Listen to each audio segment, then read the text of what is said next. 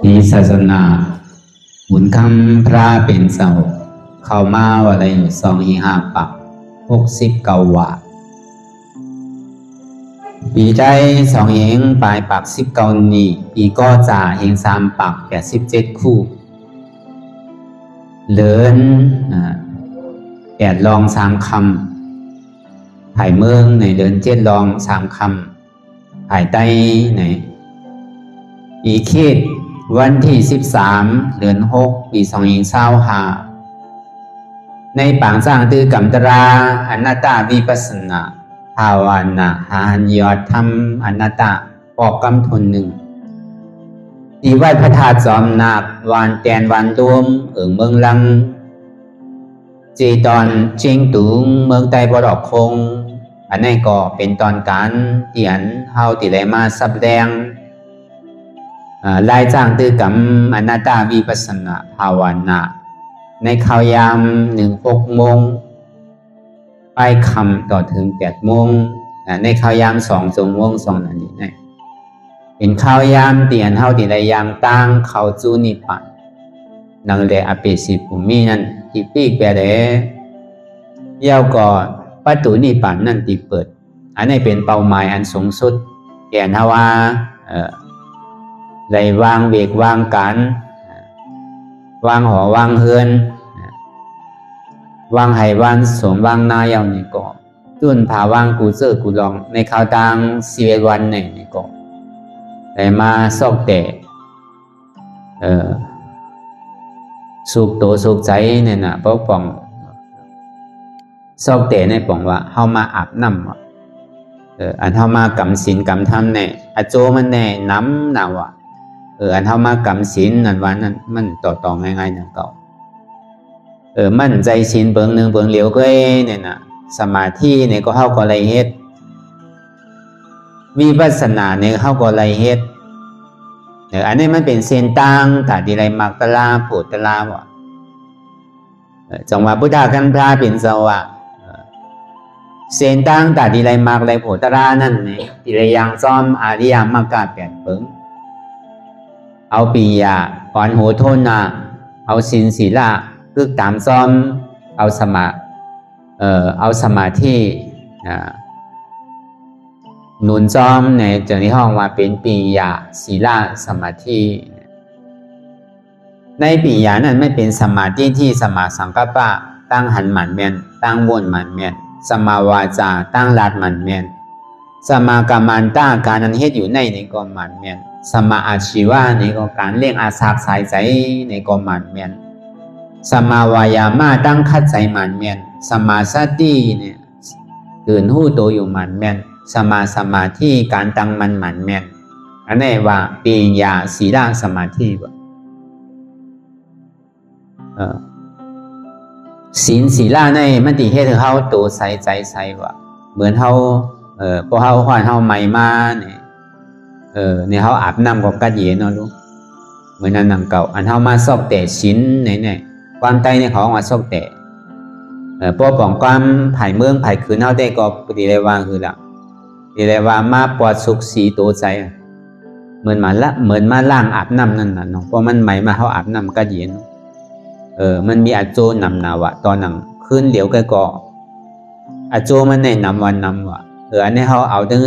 11ตั้ง10 คืนนั่นวันในแค่นตีหาตีว่ามันมีอาโจตาอาโจศีลาเนี่ยเฮ็ดให้เฮาโตใสใจใสวะอาโจของสมาธินั่นในเฮ็ดให้เฮาโตนิ่มใจนิ่มวะอันเฮามานั่งอยู่เมื่อเดียวแน่ไปหุ้มไปปองไปเจียงเลี้ยงใจหังเตอกัดเ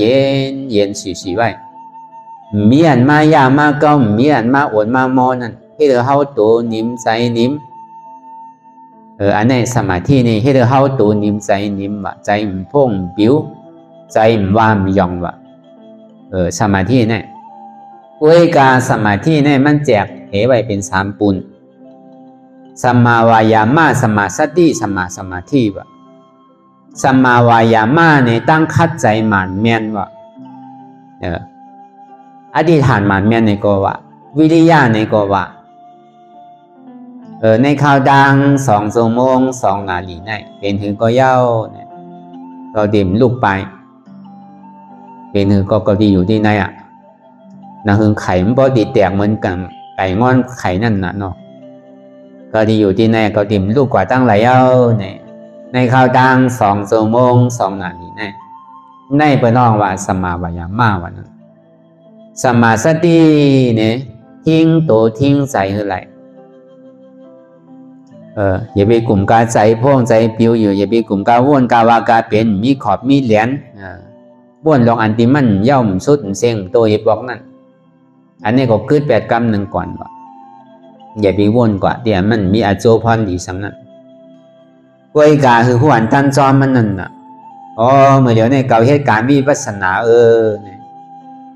ตั้งหลังป่นมานั่นเนี่ยก็เหมือนก้นตายว่านั่นเท่ากับว่นตั้งหลังติดๆมียาวสุดอีปอกนั่นเอาลองก้นตายมาว่นติดๆกว่า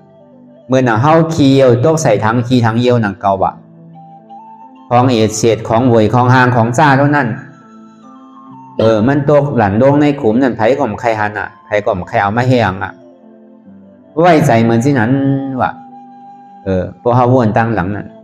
ก็ในพอเชียนจ้าว่นลองตั้งนานั่นเนี่ยมันดีหู้ก่อมใจมือพุกมาดีเวียนหือมือหนึ่งวงนาเดินนาปีนามาในดีเวียนหือเท่ากับกลุ่มกาว่นลองตั้งหนาวติ๊กเนี่ยก็มันเปิงเหมือนหนังก้นนอนรับว่ะโดยหรอเฮาว่นกว่าถึงมื่นตามาซ้ำมีสำเต็นอ่ะในกาว่นหลอกหลายๆแค่นั้นน่ะก็ในห้ำนางอยู่มาอยู่แสตะลานเนี่ยมันมาดีใจก็เป็นตะลาหนังเก่ามันมาดีตัวก็เป็นตะลาหนังเก่ามันมาดีเจ็บเนี่ยก็เป็นตะลาหนังเก่าคือเฮาหันยาวเนี่ยก็คือเฮาว่นวางอะไรวะใจว่าหันอยู่ที่นั้นก็ว่นตัวอยู่ที่นั้นก็มียาวอีปอกนั่นน่ะว่ากาวากาเป็นนั่นน่ะนั่นก็เหมือนหือหมาปอกซ้ำว่นอยู่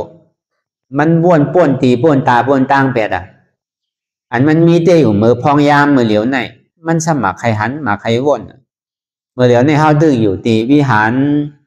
ในพระธาตุจอมนางในเนี่ยตัวเฮาได้อยู่ตีในอยู่เพื่อการใส่เฮาในกว่าพ่อจอดอ่ะมันไว้หนารู้ใส่เนี่ยกล้ามใครกว่าเมืองไทยเอากล้ามก็ถึงเอาอ่ะใครกว่าเมืองมันเอากล้ามก็ถึงเอาอ่ะไว้ดันนั่นดู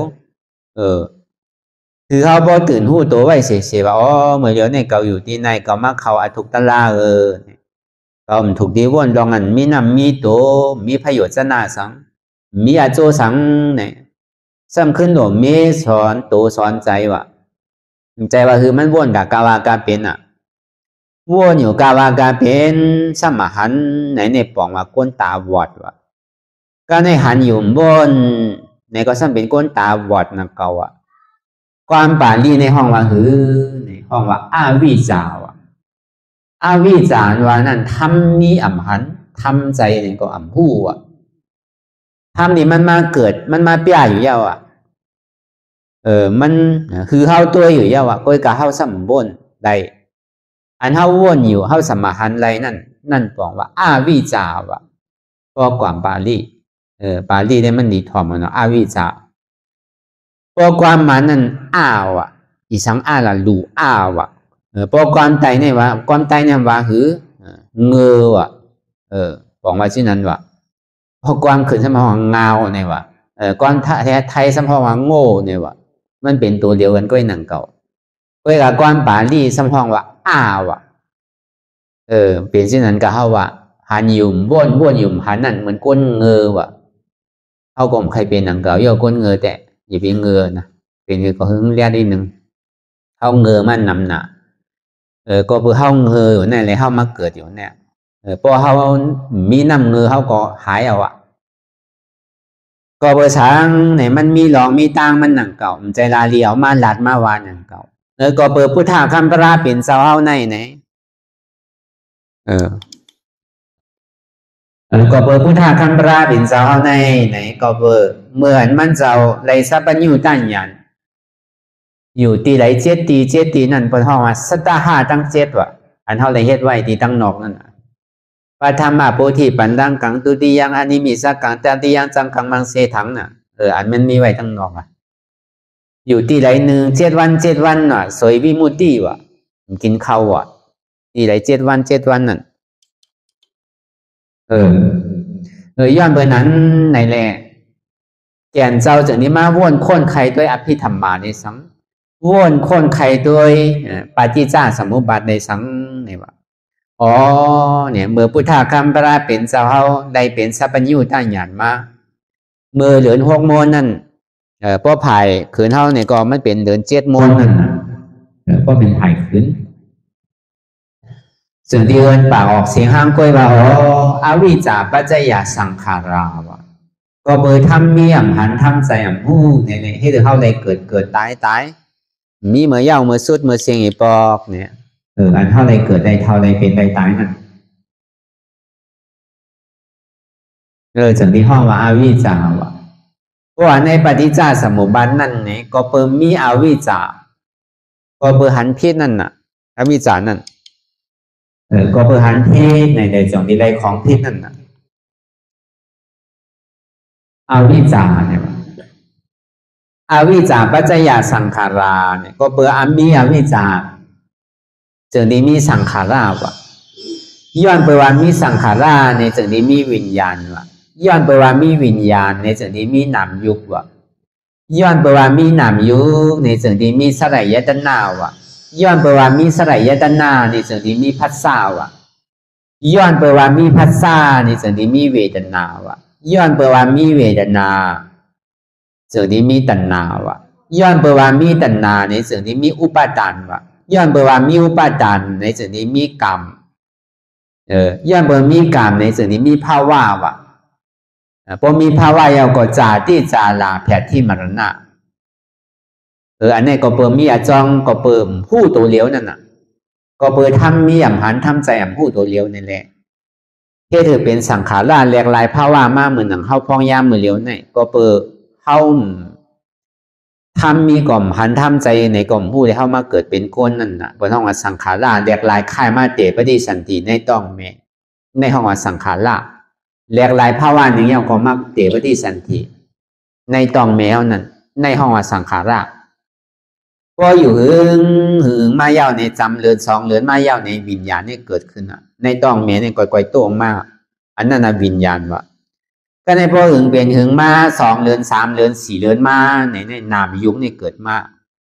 ตัวป่อตัวเมมีขามีมือมาอันนั้นห้องว่านามยุควะนั่นก็ในมามีนามยุคมายาวในป้อมันไปออกมาได้ไปหูเตอหูเลียตาลิมเลียเป็นคนคนไหวขามือเลี่ยมยิ้มไปหูเตอก็ในถึงที่เกิดออกมานั่นจึงที่หูหูกอหลีตากอหลีเองการลักษณะ32ก็เต็มอยู่อันนี้ห้องว่าสลายยตนาวะหูที่ไรยินเสียงตาที่ไรหันทางผู้หลังที่ไรอายโน้มดิ้นที่ไรอายาสาตัวที่ไรตุ้มเตอใจที่ไรหับหูวะสลายยตนาตั้งนอกเลยตั้งในวะมันเป็นอยู่12นั่นน่ะสลายยตนา12นั่นเจอนี้เกิดขึ้นมาวะก็เปิดมีสลายยตนาในส่วนนี้มีภัสสาวะเพราะว่ามันเลยถ่อมตั้งหัวเป็นภัสสาตั้งหัวนั่นมันเลยถ่อมตั้งตาเนี่ยก็ภัสสาเกิดขึ้นตั้งตาบนห้องมันน้อภัสสานั่นเพราะมันเกิดขึ้นตั้งหูหลังในก็มันเลยตุ้มเตอตั้งหูหลังนั่นเนี่ยก็บนห้องภัสสาเกิดตั้งหูหลังเพราะว่ามันได้ซิมตัวเนี่ยก็ภัสสาเนี่ยเกิดขึ้นตั้งดินเพราะว่ามันได้ตุ้มเตอตัวเนี่ยก็ภัสสาเนี่ยเกิดขึ้นตั้งตัวเพราะว่ามันเลยห้าผู้ดีใจเอาเนี่ยก็ภัสสาเนี่ยเกิดขึ้นตั้งใจอันนี้ย้อนเปิดมีสลายยตนาในส่วนนี้มีภัสสาวะย้อนเปิดว่ามีภัสสาในส่วนนี้มีเวทนาวะพอเสียงเด่นเท่าไรถ่อมได้ยินอยู่นั่นมันเลยตุ้มเตอมาดีหูภัสสาเลยยินเย้าพอเสียงหลีในเป็นสุขาเวทนาวะพอเสียงนำหลีในเป็นทุกขาเวทนาวะเสียงหลีก็ดูเสียงนำหลีนั่นก็ดูเป็นอุเบกขาเวทนาวะก็ในพอหางหลีในเป็นสุขาเวทนาวะพอหางซ่าเนี่ยเป็นทุกขาเวทนาวะหางหลีก็ดูหางซ่าก็ดูในเป็นอุเบกขาเวทนาวะพอหอมหนาในเป็นสุขาเวทนาวะพอเหม็นในซ้ำเป็นทุกขาเวทนาวะหอมเหม็นจะในก็เป็นอุเบกขาเวทนาวะ เพราะว่าลีกินในเป็นสุขเวทนาวะลีกินในห้ามเป็นทุกขเวทนาวะลีกินก็ลูลีกินก็ลูเป็นอุเบกขาเวทนาวะพอลีนุงลีไว้ลีที่ลีเตอร์ลีใส่ลียองนาในเป็นสุขเวทนาลีนุงลีที่ลีเตอร์ลีใส่เป็นทุกขเวทนาลีเนียงนุงลูลีนุงลูลีที่ลูลีที่ลูลีใส่ลูลีใส่ลีลูอันนี้เป็นอุเบกขาเวทนาเพราะว่าเจอใจหนาในเป็นสุขเวทนาเจอใจในเป็นทุกขเวทนาวะเจอก็ลูเจอก็ลูเป็นอุเบกขาเวทนาวะอันนี้ก็เปิดมีภาษาสิ่งที่มีเวทนาย้อนเปิดว่ามีเวทนาในสิ่งที่มีตัณหาวะตัณหาเนี่ยความขืนความบาลีในห้องว่าตัณหาพอความใต้ในห้องว่าตัณนาปาลีเนี่ยก็ห้องตัณหานั่นเก่าเขาปองแสงเลี้ยงใจซึ่งก็ดียุ่มว่าเขาเป็นคนในเมืองจริงตุงได้นี่ก็ความไตก็เขาก็ดีหู้นั่นเก่าความขืนก็เขาดีหู้ความลือสังก็เขาดีหู้มันมีหลายภาษาหลายหมู่หลายจุ่มหลายเจอหลายเคอลูยุ่มว่าก็ดีปองแสงเลี้ยงใจกันอยู่ก็เพราะนั้นมันจะมีตัณหาวะตัณหาว่านั่นความอยากใครเป็นใครมีมืออิ่มมือสุดมือเสียงมือตัวหิปอกวะตัณหานั้นเหมือนหนังน้ำปังลายผลตกมาอยู่อ่านโหเลือนโหปีเนี่ยน้ำปังลายล้วนผังเนี่ยมีวะน้ำเคยก็อื่นเข้าที่ว่าน้ำปังลายน้ำมหาสมุทรตานั่นห้องว่าน้ำปังลายนั่นเนี่ยมันใจปากลายนะบางก็สมามันมีปากลายผมใจปางหลายว่ะมันมีสังว่ะตีให้ไทยส่วนของสังเฮ็ดนั่นนะเพื่อนว่าปางหลายว่ะก็กวนไตเขาเต้นนั่นปางหลายว่ะนั่นปางหลายนั่นมีสังนั่นน่ะตัณหาเนี่ยมันเหมือนนั้นว่ะมันโมอินเตอร์กว่าอันอินเตอร์เนี่ยมันมีซื่อไหนหมากตาเนี่ยพอได้หันจู่เนี่ยตัวเมื่อไรก็อิ่มว่ะก้นเดียนยามมีจู่ใหม่ก็วันหนอโป้งหึงกะเต้ก่อมจังวันนังเก่าเมื่อตึกมีใหม่แต่ก็ตัวเมื่อไรก็ตึกอิ่มมีปอกว่าหมักตาเนี่ย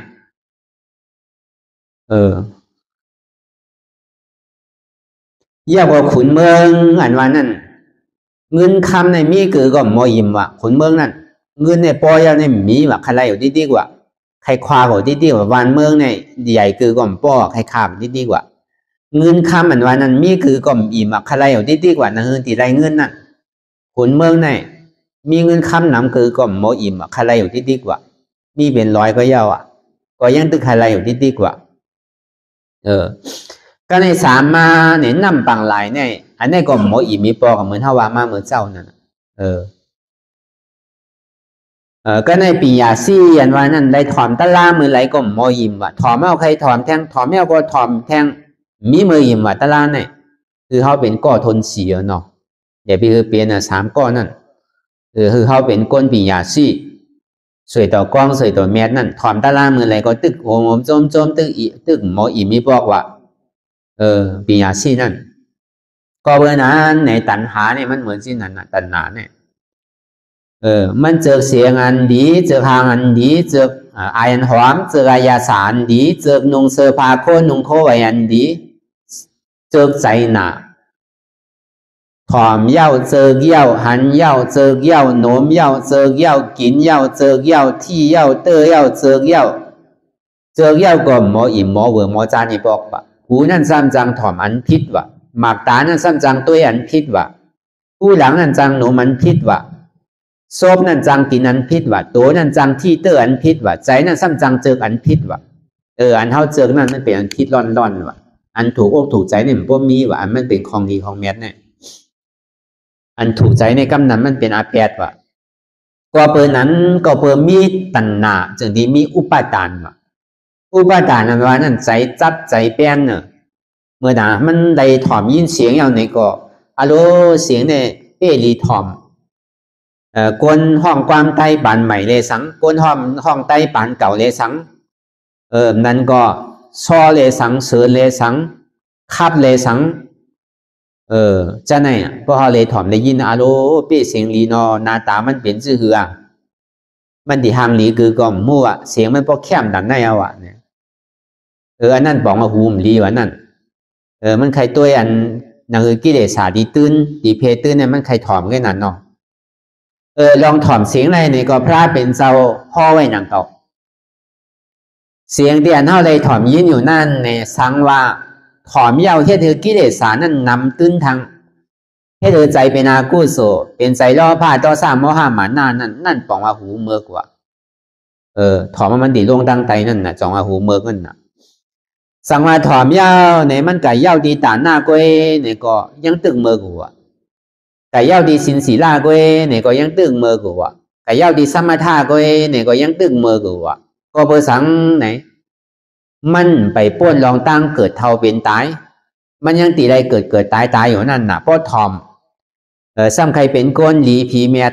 เลสังใครเป็นสางหลูป้าเลสังใช่ไหมยังใครเกิดอยู่อ่ะบอกว่าที่นั่นน่ะเพราะเขาถอมตารายยาวเนี่ยเขายังใครเกิดอยู่โหมส้มตาตีได้เกิดอยู่เกิดมาเพราะว่าจาดปันไหลในก็เลยเป็นก้นดีผีเมียดนาเนี่ยอันเขามีลองตั้งมุงมองสุดต้องซึ่งนั่นเนี่ยบอกว่าหูเขาเมือกว่ากวนอันฮอดารานี่ก็เหมือนนั้นนั่นเก่าว่ะพวกกับส่วนลองตาหน้าเฮาย่างพ้นตีหนาในถึงเฮ็ดกว่าเฮ็ดมาเนี่ยบุญเจ้าพอมีเงินมาอย่างเนี่ยก็ตีมีเมว่ะลุงเจ้าก็พอมีเงินนำมันก็ตีเอาเมว่ะตีมีให้มีสนมีหน้าว่ะ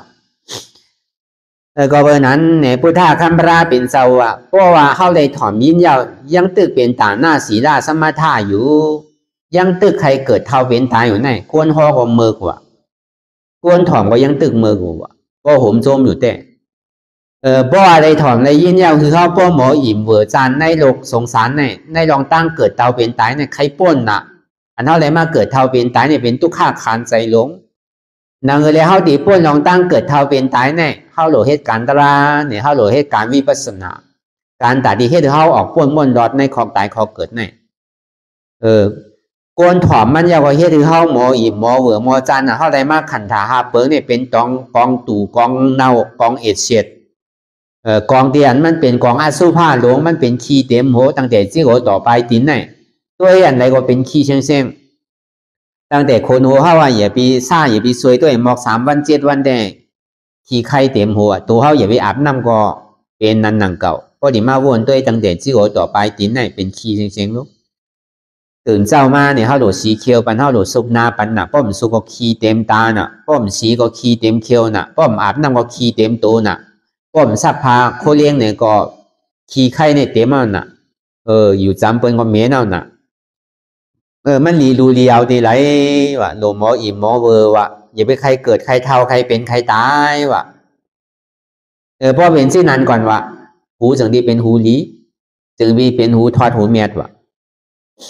กวนฮอมันเนี่ยก็ตีไรเปลี่ยนสิ่งนั้นวะนั่นคือแหละเปิ่นป้อตีไรหู้ไรหันตราออกป้วนม้วนร้อนนั่นก็เบอร์เยี่ยงงานของพุทธะคัมภีร์เป็นเจ้าในเป็นนิพพานเบิ่งเดียวก็เบอร์นั้นในแหละเขาก็ฮอลองเส้นตั้งแต่ดีกว่านิพพานนั่นน่ะนั่นคือแหละป้อตีกว่านิพพานนั่นเนี่ยก็เขาก็จนกันเข้าใจจ้างตื้อกรรมก่อนนั่นอันนั้นจึงว่าเป็นธรรมะกะที่ก้าวะป้อมเป็นเช่นนั้นไหนเนี่ยมันตีห่อเป็นเรียนตะกาได้หนังเก่าวะป้อดูน้ำก็ตีไรกู้โสน้ำป้อดูเก๋ก็ไรกู้โสเก๋ป้อดูเจียนตีไรพอถึงเมืองผีจันในเนี่ยอันนี้ก็สังมีเนี่ยอันนี้ก็พระพุทธคัมภีร์เป็นเจ้าเขาว่าแต่ยังตึกเมือกูวะกูเขาป้อมหมอถอมก็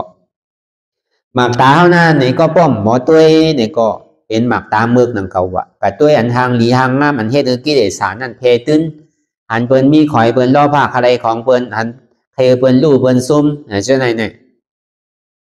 อันนั้นก็เป็นหมักตามดีว่ะหมักตาดีอันวันนั้นป้อมมีทำก็เขาโหลดตัวทำน่ะป้อมตัวทำเนี่ยก็โหลดตัวในตัวในใจเขานั่นน่ะโหลดตัวเปิ้นนั่นน่ะโดยตัวเจ้าเก่าอย่าไปตัวขี้ตาเปิ้นน่ะตัวขี้ตาเจ้าเก่านั่นน่ะตั้งพิษในเป็นซื่อหือเนี่ยเจ้าเก่าในหลีเอาห้าเนี่ยนังคือแลล้อผ้าเจ้าเก่าเนี่ยมันมีไว้นำเลยนังคือมันตีเกะต่อซามีนำในนังคือมันตีเกะโมห้ามีนำในนังคือมันตีเกะหมาหน้ามีนำในหลังตีเกะนั่นนังคือกิเลสานั่นที่ยอมลงเนี่ยมันโหลดตัวอันไหนวะอย่าไปกัดตัวเปิ้นวะอย่าไปกับไม่ใจลองเปิ้นวะเขาโหลดตัวใจเขาเนี่ยเมียนหรือเปิ้นวะเนี่ย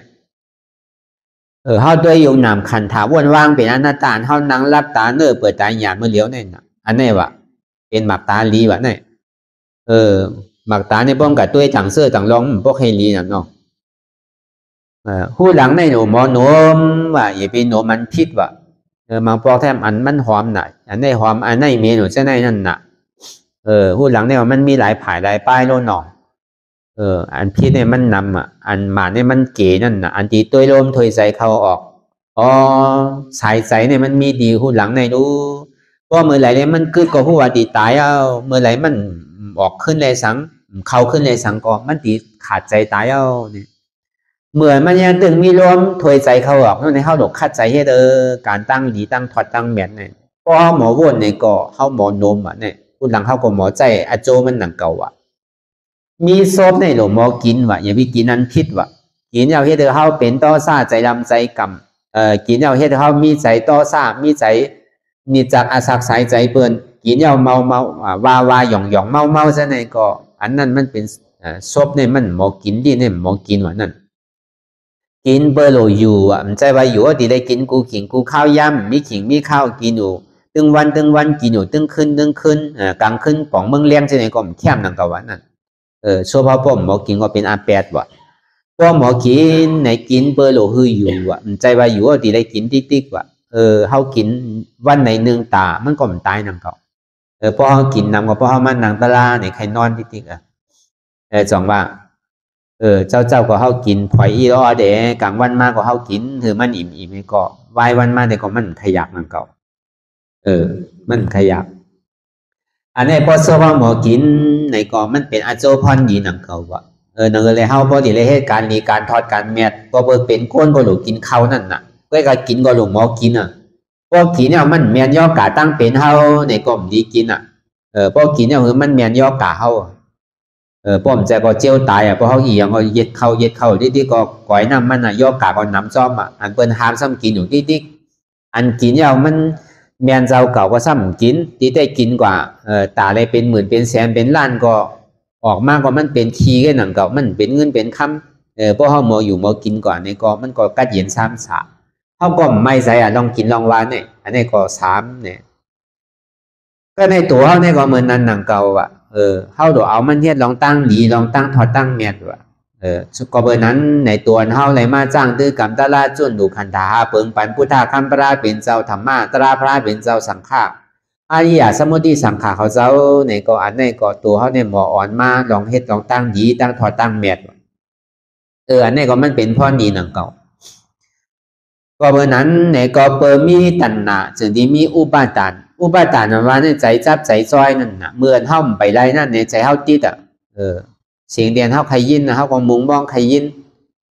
เท่าใครหันมุงมองใครหันมุงมองใครหนุมุงมองใครกินมุงมองใครนงมุงมองใครเจอเหมือนมันยังตึงมุงมองหัวหน้าไหนมันไปไล่มาเนี่ยมันเป็นอุปาทานใจจับใจจ้อยนั่นน่ะก็เป็นอุปาทานยาวในกามมันว่านี่เกิดขึ้นมาว่ะกามมาเพราะว่านั่นกู้โศกามอากู้โศกามนี่มันเกิดว่ะเมื่อมันใครเป็นเมื่อมันเวทนาเกิดขึ้นมานั่นในอากู้ส่วนเขาเลยเฮ็ดพิเทศเปิงอีดอ่อนอีนั่นในมันเกิดขึ้นมาก็เกิดขึ้นมาเอาใจอากู้โสใจนำดีนั่นในก็เกิดขึ้นมาก็เกิดขึ้นมาเอาในกรรมล้ำเนี่ยมันเกิดขึ้นมาเพราะกรรมล้ำเกิดขึ้นมาก็อปายาภูมิดังสีนั่นน่ะอาเปสีภูมิเนี่ยตั้งดีไรมือมัน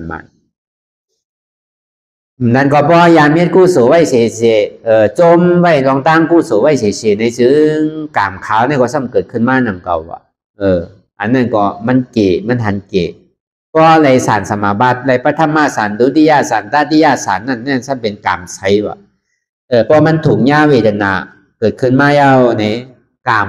มันยามเฮ็ดปฐมสารดุติยสารตติยสารจตุธาสารนั่นในก็มันเป็นสมาบัติในก็เพราะว่ามันตายเอาในก็มันดีกับเกิดเป็นภาวะสามนั่นน่ะเพื่อการรอกุตลาเนี่ยซ้ำเป็นที่นั่นว่ามันตัดกรรมมันจอมกรรมมันตัดผ่าวางแปดเสียงว่ะอันไล่ตัดมันให้ซ้ำดีเฮ็ดซื่อล่ะ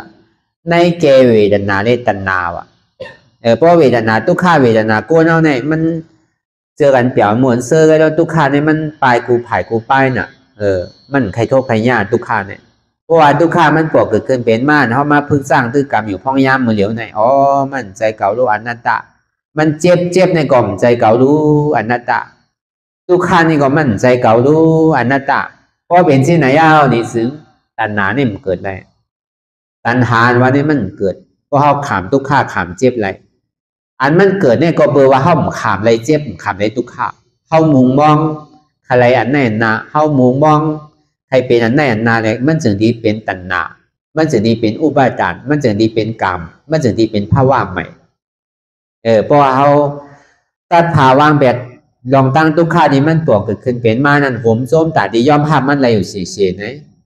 ตัณหาเนี่ยมันจังเหตุจื่อเหตุการณ์อะไรอ่ะมันติดตัวขาดกันที่นั่นในกลางเกตัณหาเลวีนั่นนั่นเพราะเป็นสิ่งนั้นอย่างนี้ซื้อเนี่ยอวิชชานั่นมันดีเป็นหือเป็นดักก็เบื่อเอาอนัตตาวิชาคือจอมเย่าแหล่ทำมีอันมันหันนั่นก่อนมันพึกหันอ่ะมันพึกหันอ๋อขันดาตั้งแต่ที่โอต่อไปทีเนี่ยมั่นใจของเก่ารู้มันเป็นอนัตตาอันเท่าหมอวนวางซึ่งนั้นนั่นห้องว่าอนัตตาวิชาวะอนัตตาวิชาเนี่ยมันดีตึกต่อเป้อวิชาตั้งหันพิษนั่นวะว่าวิชารับยาวในก็สังขาราในก็รับอ่ะสังขารารับในซื่อก็เปิดมันมีดองตั้งใจติดใจจับใจเปลี่ยนสังอ่ะมันเจ็บทุกข้าตาเนื้อในก็มันยังวางไหลเนี่ยมันเป็นสังขาราอะไรเพราะว่าสังขารตกกว่าเย้าในก็วิญญาณนี่ก็ตกกว่าใจวิญญาณนั้นอันหักตัวกูตายนี่ก็มีอ่ะเพราะวิญญาณตกกว่าเย้าในก็นามยุคนี่ก็ตกกว่าเพราะนามยุครับกว่าเย้าในก็สลายตนานั่นในก็ตกกว่าสลายตนานั้นมันติดเสียงติดทางติดอายติดอายาสามติดตัวติดใจนั่นน่ะเพราะว่าสลายตนาตกกว่าเพราะว่าสลายตนาตัวกว่าเย้าในก็พัสสะลองตั้งตุ้มเตือนนั่นก็ตกกว่าเพราะพัสสะตัวกว่าเย้าในก็เวทนานั่นในก็ตกกว่าเพราะเวทนาตัวกว่าเย้าก็ตัณหานั่นก็ตกกว่าเพราะตัณหาตัวกว่าเย้าในก็อุปาทานนั้นใจจับใจจ้อยนั่นก็ตกกว่าเพราะตัณหาอุปาทานตัวกว่าเย้าในก็กรรมอันว่านั่นกุศลอกุศลนั่นก็ตกกว่ามันอยู่เนื้อกุศลอกุศลนี่ปานเนี่ยอันมันเป็นที่นั้นกะเป็นห้องว่าใช้เกิดใช้รับนั่นนะปฏิจจสมุปบาทนั่นอวิชชานิโรธสังขารนิโรธาน่ะวิญญาณนิโรโธนั่นน่ะ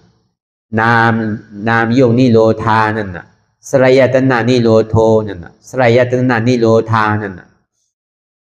ภาษานิโรโธภาษานิโรธาเวทนานิโรโธเวทนานิโรธานั่นน่ะ